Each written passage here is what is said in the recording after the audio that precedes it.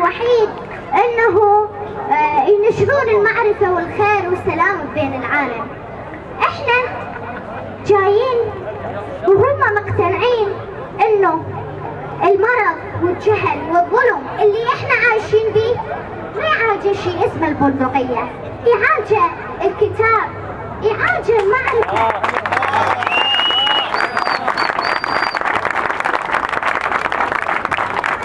احنا جايين اليوم عندنا رسالة انه هذا العراق ما راح يموت، لان دائما بالحب ينتصر على الشر، ودائما بالخير ينتصر دائما، ودائما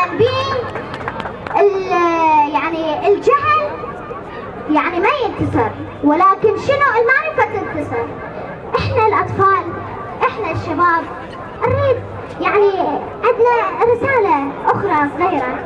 انت يعني اذا واحد يزرع قنبلة بشارع السعدون، احنا نزرع 1000 كتاب بساحة الشهرزاد. الله الله الله.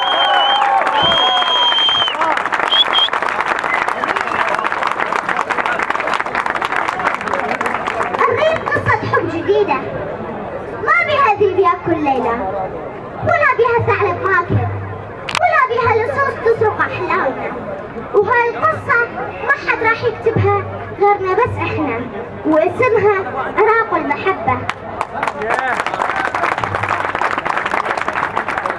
نظرت نحو عينه وجدتها صافية، نظرت نحو رائه وجدتها كزورق محمل بالخبز والعافية، وأنفه تشمخ مثل سارية، وقافه تنبض في قلوبنا قصيدة